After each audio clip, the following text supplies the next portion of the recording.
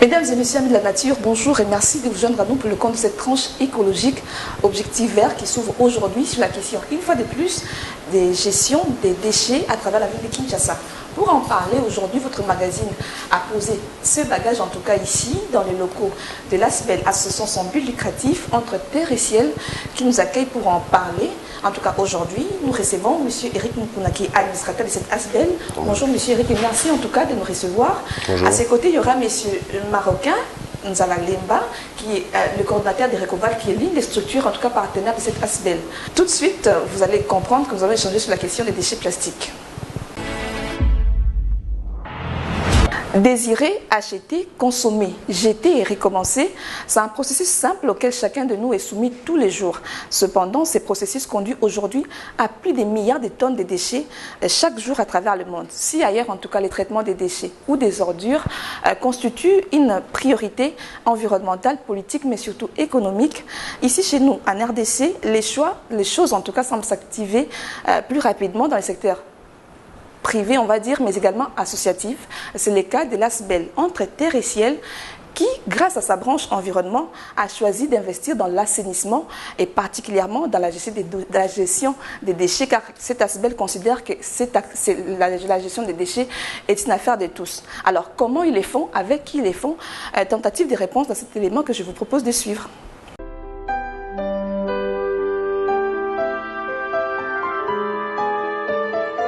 Bonjour, c'est Eric Mukuna, donc l'un des administrateurs de ETEC ASBL.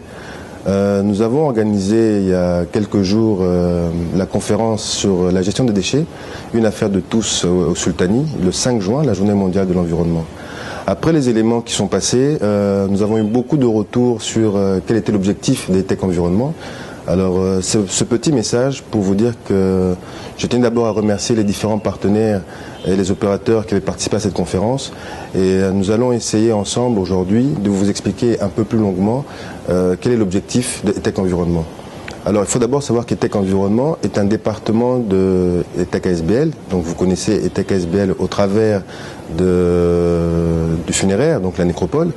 Vous connaissez peut-être un peu moins ETEC au niveau de sa direction agricole, puisque nous avons aussi effectivement développé ETEC Agriculture, qui permet d'être un centre de formation pour la gestion intégrée de l'exploitation agricole. Donc ça veut dire aussi bien au niveau pisciculture, élevage et culture maraîchère. Donc nous sommes encore effectivement dans une stade expérimentale, donc peut-être vous entendez moins parler, mais sachez qu'ETEC Agriculture existe aussi. Donc aujourd'hui, depuis maintenant un peu plus d'un an, nous avions mis en place en interne ETEC Environnement. Nous avons développé quelques partenariats avec l'extérieur, en Belgique, en Algérie, avec lesquels nous avons travaillé sur la problématique, sur la gestion des déchets à Kinshasa. Alors aujourd'hui, fort des différentes expériences que nous avons eues, nous avons décidé de lancer le 5 juin 2019 officiellement la direction ETEC Environnement. ETEC Environnement sera donc une plateforme qui va pouvoir accompagner à la fois les pouvoirs publics sur la gestion des déchets, qui va pouvoir apporter son édifice à la problématique en essayant d'être une plateforme de coordination avec les différents opérateurs. Ce que nous avons essayé de faire le 5 juin. Donc c'est une conférence qui a réuni que ce soit les sociétés, que ce soit les ONG, que ce soit les plateformes institutionnelles comme la RASKIN, la FONAC, que vous connaissez peut-être un peu moins, la FONAC qui est le fonds d'assainissement pour Kinshasa. Donc nous avons essayé de mettre ensemble dans la même pièce les différentes énergies, parce qu'il y en a, même si effectivement la coordination peut poser problème, mais il y a des opérateurs qui œuvrent chacun à leur niveau sur la gestion des déchets, principalement dans le recyclage, un peu dans la collecte, mais nous avons pu recenser quand même plus d'une cinquantaine d'opérateurs, et c'est ceux-là qu'on a conviés à cette journée du 5 juin. Alors, Monsieur Eric, merci encore une fois de plus de nous recevoir dans vos locaux en tout cas. Alors, ici en RDC, recyclage, valorisation, transformation des déchets, est-ce qu'on est prêt pour ça ici chez nous? Oui, bonjour, merci pour l'invitation. Oui, effectivement, moi je considère, à titre personnel en tout cas, que nous sommes prêts. Okay. Pourquoi nous sommes prêts? Parce qu'il y a quelques années déjà à l'époque, on parlait des déchets mitrailles. Et on a vu comment la filière s'est organisée toute seule. C'est-à-dire qu'on avait des opérateurs qui étaient intéressés à récupérer ces déchets mitrailles et qui proposait justement à la population de pouvoir les récolter et eux les acheter à un X prix par kilo, par tonne. Et l'objectif que nous avons justement voulu mettre en place, c'était de s'inspirer de la façon dont cette filière s'est gérée. Et c'est comme ça que nous avons mis en place le Super 7 pour justement vulgariser ce mode opératoire où effectivement chaque filière peut facilement s'auto-gérer. Aujourd'hui, on le voit avec le plastique, mais on peut le voir avec le papier, on peut le voir avec la matière organique, et ainsi de suite. Donc ça peut être facile. Alors, EdTech, qui est votre structure, est une ASBL, d'où est partie cette initiative de vous investir dans la gestion des déchets, parce que c'est vrai que la ville est sale, est très sale même si les efforts fournis par les autorités de la ville, l'autorité urbaine en tout cas, semblent ou paraît aujourd'hui comme des gouttes d'eau dans l'océan, parce que malgré les efforts qui sont fournis, il faut l'admettre que Kinshasa continue à être sale. D'où est partie cette initiative de votre ASBL, parce qu'aujourd'hui, il n'y a pas que vous qui avez, on va dire, le moyen de le faire. D'où est partie cette initiative-là? Bon, il faut d'abord, pour bien répondre, il faut comprendre qui nous sommes. EdTech, qu'on appelle souvent entre terre et ciel, a 4 départements. Donc, nous avons créé la structure en 2008 et dès le départ, nous avions 4 départements. Le département funéraire qu'on connaît avec la nécropole, le département agriculture qui est moins connu mais pour lequel nous voulons développer des villages agricoles modèles où on fait de la transformation intégrée, aussi bien en élevage, en pisciculture et en culture maraîchère. Nous avons aussi le département environnement et le département médias. Alors concernant le département environnement, dès le départ, nous étions déjà sensibles à la question de la gestion des déchets. Mais nous prenons toujours le temps de faire d'abord des études, de faire des missions à l'étranger, de comprendre ce qui se fait ailleurs et voir ce qui se fait aussi localement et comment on peut rendre compatibles toutes les initiatives. Alors à partir de ce moment-là, effectivement, nous avons eu à rencontrer différents opérateurs, même localement. C'est le cas par exemple de Recovad, que nous connaissions depuis déjà quelques temps, pour lequel on a, pour le soutenir, utilisé ces déchets plastiques qu'ils transforment en pavés dans nos agences et même à la nécropole, dans le deuxième cimetière. Justement, mais juste pour revenir à votre réponse, vous avez dit que vous avez fait des études sur terrain avant de vous lancer dans ce secteur-là. Vous avez certainement été voir la politique nationale par rapport à l'assainissement. Vous travaillez d'ailleurs vous-même en Plawasa avec la ville. Quelle est la politique que vous avez trouvée justement par rapport à l'assainissement? Cette politique, et vous accompagnez aujourd'hui parce que vous travaillez avec la ville. C'est quoi cette politique-là? Bon, donc maintenant, ça fait officiellement 3 ans que nous travaillons sur comment mettre en place et proposer un plan directeur qui pourrait servir à accompagner la ville dans la gestion des déchets. Proposer, parce que ça n'existait pas alors. En tout cas, selon notre point de vue, notre expertise. Nous avons fait appel à notre propre département études, donc je suis le directeur. Nous avons fait appel à des expertises extérieures pour justement nous encadrer dans la réflexion que nous pourrions proposer comme accompagnement des pouvoirs publics sur la gestion des déchets. Et l'une de nos résultats de ces séances d'études, c'était 2 approches. La première, c'est d'abord l'approche sur le tri à la source. Pourquoi? Parce que dans beaucoup d'autres pays, on dit que le déchet est un gisement de matière.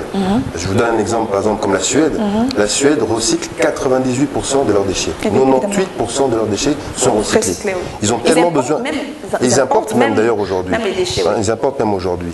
Donc, ce qui veut dire qu'aujourd'hui, le tri à la source permet de valoriser toute la logistique qu'il y a derrière, aussi bien dans la collecte et dans le transport logistique de ces déchets. Cette proposition a été reçue par le... C'est une proposition que nous avons faite effectivement au niveau de la ville. Et le deuxième volet, c'est justement s'il y a un tri à la source, facilement les opérateurs tels que Marocain avec sa structure Recovad et tant d'autres peuvent avoir plus facilement accès à cette matière première et donc proposer des produits recyclés. Donc c'est pour ça qu'on a 2 volets, le volet sensibilisation au tri et le volet de l'importance du recyclage. Parce que ça crée une économie circulaire, ça permet d'embaucher des jeunes, ça permet de créer de l'emploi et ça crée d'avoir une économie circulaire et donc un tissu industriel local. Donc cette proposition a été validée donc? La proposition a été validée, c'est pour ça que nous avons signé l'accord de collaboration avec le ministère de l'Environnement. Et c'est vous qui l'appliquez? C'est nous qui l'appliquons, ça serait beaucoup dire, disons que nous sommes en partenariat avec la ville. Donc nous proposons des idées, la ville l'approuve, et quand c'est approuvé, on met en place les mécanismes après sur le terrain. Et la mise en application souvent traîne à arriver quand même? Non, la mise en application ne va pas traîner, parce que là aujourd'hui, par exemple avec la ville, nous avons mis en place la campagne de sensibilisation sur les Super 7, donc qui va nous permettre de faire des messages institutionnels, et à partir de là, nous allons créer des actions aussi sur le terrain, au travers par exemple des chefs de quartier. Là, finalement, vous allez, comment je vais dire, emboîter la question que j'allais poser, c'était par rapport, vous avez vous-même dit qu'il faudrait qu'il y ait la mise en place moi je l'appelle la technologie en tout cas, qui réussit. la collecte, les tri, la collecte et puis la valorisation. Aujourd'hui, Kinshasa, les gens semblent être encore dans l'ignorance par rapport à la question du tri ou des collectes, comment évacuer ou évacuer. Alors comment vous, en tant que structure qui travaille dans l'assainissement ou encore mieux dans la gestion des déchets, comment vous comptez sensibiliser le maximum de Congolais sur cette trilogie-là? Bon, il faut dire qu'aujourd'hui, peu importe les producteurs de déchets, que ce soit les ménages, que ce soit les industries, les sociétés, de bonne foi, on trouve un moyen quand même d'évacuer nos déchets. Ça passe par des structures privées, ça passe par des ASBL, des ONG, ça passe par des pousse-pousseurs. Aujourd'hui, même un foyer, son déchet, il en est responsable. Et il sait qu'il va payer une cotisation auprès d'un pousse-pousseur, qui viendra quand même peut-être 2 fois par semaine, pour venir collecter son déchet. Le problème, c'est maintenant où partent ces déchets. Voilà. Aujourd'hui, les chiffres, on parle entre 7 000 et 9 000 tonnes de déchets par jour, mais c'est en vrac et c'est dispersé sur toute l'étendue de Kinshasa. Dans d'autres pays, lorsqu'on parle de ce type de quantité de déchets, ils se disent, mais on a beaucoup d'argent. Oui. C'est d'ailleurs comme ça que le slogan des Super 7, c'est transformons les ordures en ordures. C'est-à-dire qu'on peut vraiment valoriser cette filière. Donc si aujourd'hui on peut expliquer aux familles que non, quand vous triez le plastique, ça facilite le travail du pousse-pousseur qui va directement avoir aussi une plus-value parce qu'il va diminuer son abonnement entre guillemets, auprès du foyer, parce qu'il sait qu'en revendant un Marocain par exemple, il va pouvoir récupérer la différence. Les Marocains, ça le facilite d'avoir accès plus régulièrement aussi à la matière première. Et cette matière première, plus il en a, plus il peut proposer des produits, parce que s'il en a peu, travailler en artisanal, le produit recyclé au final va lui coûter cher. Alors que s'il a une grosse quantité, il peut moderniser sa structure de production pour proposer à la population des produits recyclés moins chers. Donc là, ça veut dire qu'il y a une filière qui va être organisée. Et c'est ça l'objectif maintenant des Super 7, c'est qu'il y aura des ateliers de filière avec des différents opérateurs, un peu comme on a fait le vendredi 3 juillet, la journée mondiale de sans sac plastique, pour montrer un échantillon de ce qui est possible d'être fait, en pavé, en chevron, en tuyau, extérieur. Ok, vous avez parlé des 7, c'est derrière moi d'ailleurs écrit ici, vous avez intitulé ça comment les Super 7. Les Super 7. Alors, ce sont des stratégies que vous avez mis en place pour une sensibilisation au tri sélectif des déchets pour en faciliter la collecte, mais également l'évacuation selon leur catégorie. Alors, je vous propose de suivre un petit document qui nous parle en tout cas de quelques-uns de ces Super 7. On se retrouve juste après.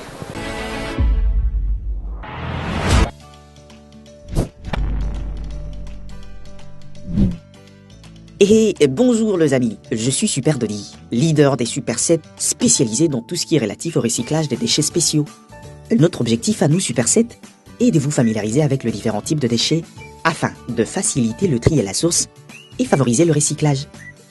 Ainsi, ensemble, nous allons transformer nos ordures en or dur et n'oubliez pas que la gestion des déchets est l'affaire de tous. Me voici, je suis donc Super Dodi en blanc et je suis là pour vous aider à poser le geste éco-responsable. La gestion des déchets est une question de sécurité sanitaire. Il est alors important d'être tous impliqués. Et avec les Super 7, il s'agit de mettre l'accent sur le tri à la source pour faciliter la collecte par des différents opérateurs et ainsi améliorer le traitement des déchets recyclables afin de développer un tissu économique local et une économie circulaire. À la fin de la vidéo, je vous présenterai mes compagnons Super 7. Mais avec moi, Super Dodi, c'est l'occasion de parler de déchets spéciaux tels que le déchet textile, industriel, hospitalier, toxique, explosif et autres. Alors, nous sommes tous producteurs de déchets, le savez-vous? Que nous soyons une famille, les entreprises, les institutions et d'autres structures sociétales. Alors, retenez que le meilleur des déchets est celui que l'on ne produit pas. Évitons le gaspillage et ainsi protégeons notre environnement. Aussi ensemble, développons nos gestes éco-responsables pour le recyclage. Cela consiste à privilégier le produit des consommations pouvant être recyclés et trier pour mieux organiser la gestion des filières déchets.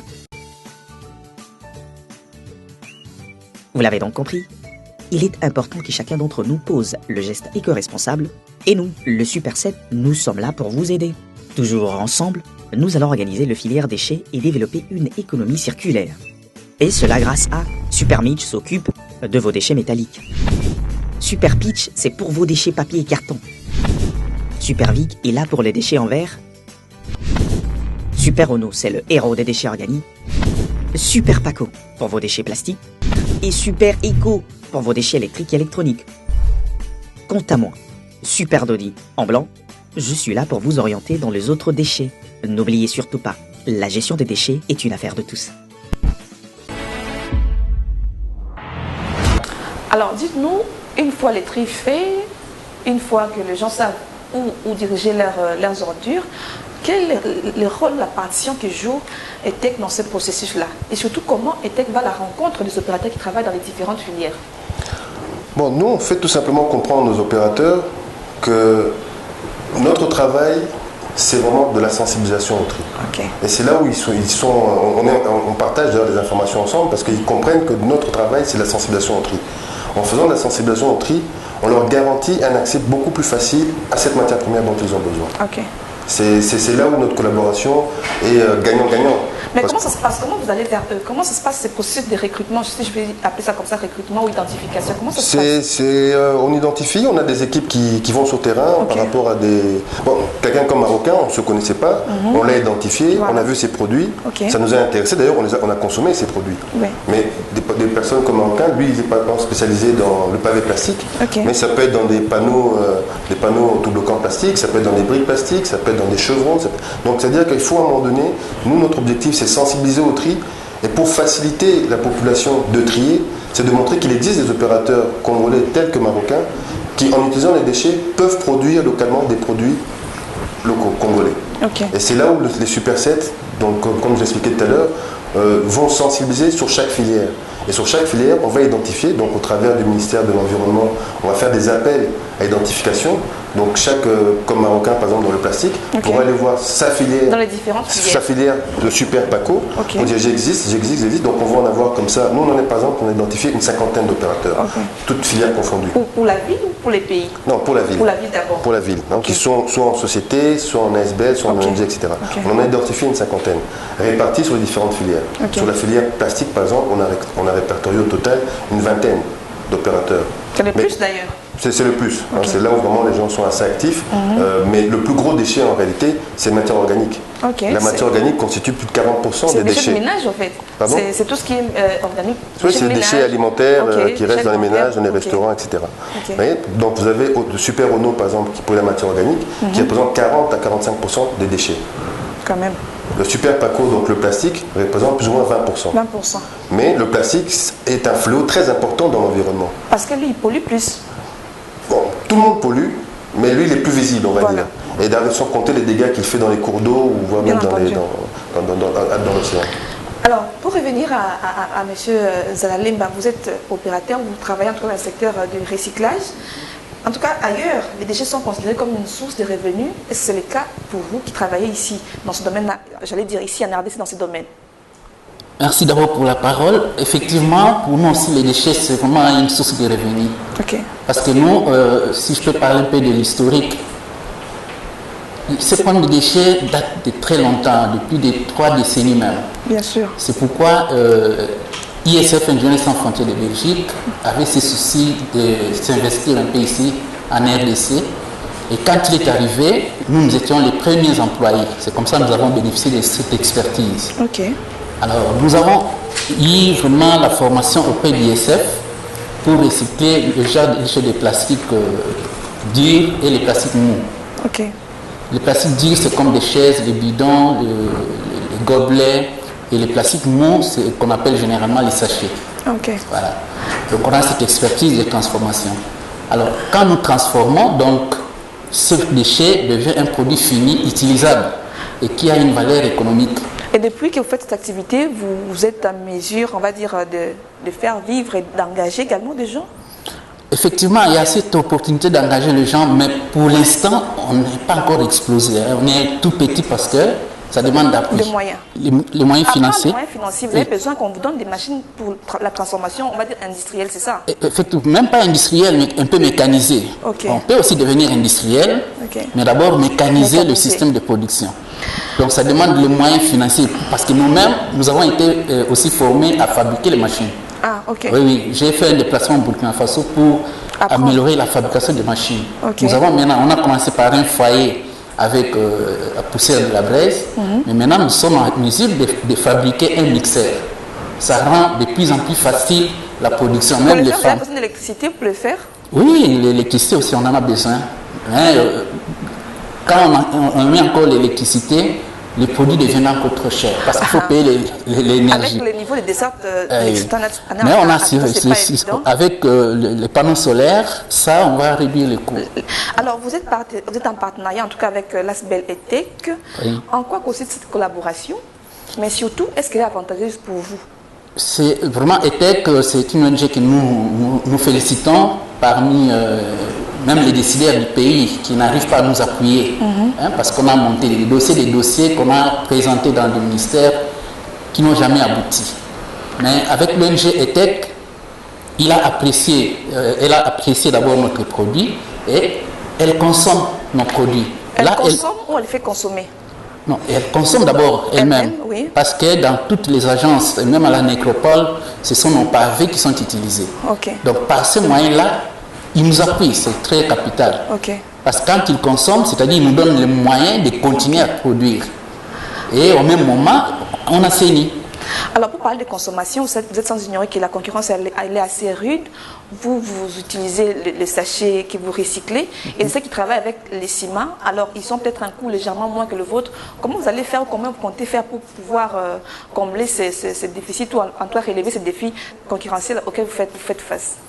La première des choses par rapport au pavé en ciment, nous vantons d'abord notre produit qui est plus économique, plus efficace.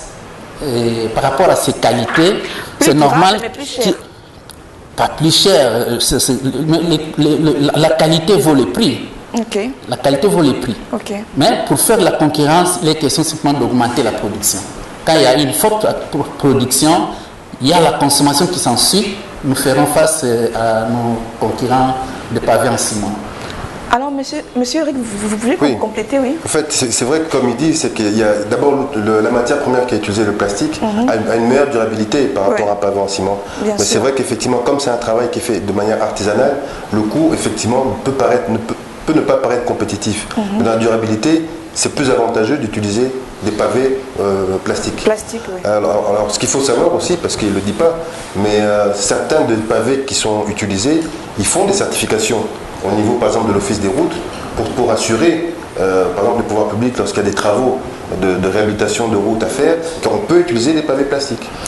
Mais vous avez dit tantôt que vous êtes depuis 3 ans en collaboration avec l'Hôtel des Villes. Moi, je voudrais comprendre quand même, ça consiste en quoi ces partenariats-là? En tout cas, face au volume de déchets que Kinshasa produit, on l'a dit tantôt ici, c'est près de 8000 et même plus de tonnes de déchets par jour. Qu'est-ce que vous faites dans le concret pour diminuer, en tout cas pour vous orienter, la collaboration avec que c'est vraiment le travail à d'être fait. Oui, la collaboration avec la ville, c'est la semaine dernière. C'était le 3 juillet que nous avons signé le contrat.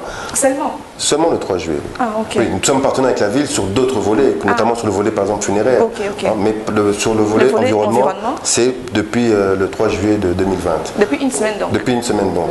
Mais ça ne nous a pas empêché, nous, et c'est là où je parlais des 3 ans, ça fait nous 3 ans déjà en fait qu'on réfléchit sur le sujet. C'est d'ailleurs comme ça que, par exemple, le 18 mars 2020, nous avions déjà lancé notre campagne des Super 7, indépendamment du gouvernement provincial. Depuis, on a fait des missions, depuis le mois de février 2018, nous avons fait régulièrement des missions en Belgique, on a fait des missions au Maroc, on a fait des missions en Algérie, où on parle de révalorisation des déchets. D'ailleurs, le plus grand salon dans lequel on a participé, qui est le salon Revad, à Alger, c'est le salon de revalorisation des déchets. C'est un salon qui est dans une logique de coopération sud-sud et qui permet justement d'échanger un peu les compétences. Coopération sud-sud, oui. Donc ça fait quand même 3 ans que nous on réfléchit dessus. Et c'est fort de nos réflexions qu'on a proposé un plan d'action au niveau du gouvernement provincial au travers du ministère de l'Environnement qui a justifié la signature du contrat. Et pour ça maintenant notre premier volet d'action, c'est sensibiliser avec la vulgarisation des Super 7, sensibiliser au tri. Et l'intérêt de sensibiliser au tri, donc les Super 7, ils vont avoir quel rôle? Ils vont avoir le rôle en fait d'expliquer les différents débouchés des différentes filières. Déchets, oui. Donc par exemple, lorsqu'on va parler du plastique, on va faire intervenir des personnes comme Recovad, on va faire intervenir des personnes comme Cleanplast, on va faire intervenir des personnes comme Congo Salubrité, comme Fesoba, comme qui encore, il y en a beaucoup, c'est sur des places bio. Et comme je l'ai dit, il y a une vingtaine d'opérateurs dans le secteur plastique. Mais on pourra faire la même chose dans les matières organiques, où par exemple la matière organique, il y a la capacité de transformer la matière organique pour en faire de l'engrais, donc fertiliser le sol, qui pourra servir par exemple dans les cultures maraîchères, parce que c'est les mamans maraîchères. Fertiliser ou encore la biomasse. Ou alors la biomasse en valorisation énergétique, mais aussi par exemple en charbon bio. Oui, charbon le bio charbon également. bio qui permet en même temps d'éviter la déforestation rurale Bien sûr. avec les bois de chauffe. Bien Donc sûr. vous voyez comme ça, chaque superset pourra vulgariser la filière, sensibiliser sur le tri, favoriser le recyclage pour justement amener comme ça la mise en place d'une économie Et circulaire. orienter les déchets en même temps. Et orienter les déchets en même Alors, temps. sur la table, en tout cas, on veut comprendre ce qu'il y a sur la table, ce quoi, et puis voilà, c'est fait comment, et puis ça va où après. Bon, là c'est les techniciens comme marocains qui pourront Ok, expliquer. ici, j'ai des produits sur la table, il y a des pavés qui servent à placer sur les trottoirs, les terrasses, les garages, le cours même des parcelles.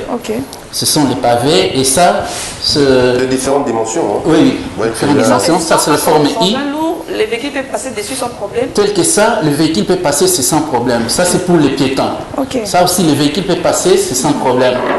Et on a les gaines ici électriques où on fait passer le fil électrique Tout ceci, c'est dans des ici constructions. Ce sont les produits qui viennent des déchets plastiques. Et le bleu là, c'est quoi? Ça, c'est un chevron. Le chevron. Donc, on peut utiliser les chevrons plus durables que le bois Dans la construction. dans la construction. Là, il y a un partenaire donc, qui fait ça. Et là, actuellement, par exemple, il est orienté au niveau de l'OCC pour justement avoir justement les certifications de contrôle qui permettront de pouvoir utiliser ça comme matériau de construction. C'est aussi la question que je me suis posée. Est-ce qu'aujourd'hui, est-ce qu'on peut exporter ça, par exemple, ou aller gagner un marché public avec vos produits? C'est l'un des objectifs qu'il y a eu justement lors du mini-atelier qui a eu le vendredi 3 juillet. Passé, oui. C'était une des questions parce que souvent ce que reprochent les opérateurs au niveau des politiques, c'est qu'à partir du moment où leur action de produire des produits tels que ceux-là, il faut qu'ils soient consommés. Parce que quand ils sont consommés, indirectement, au-delà du travail, de l'emploi créé, indirectement, on assainit un quartier, on assainit une zone.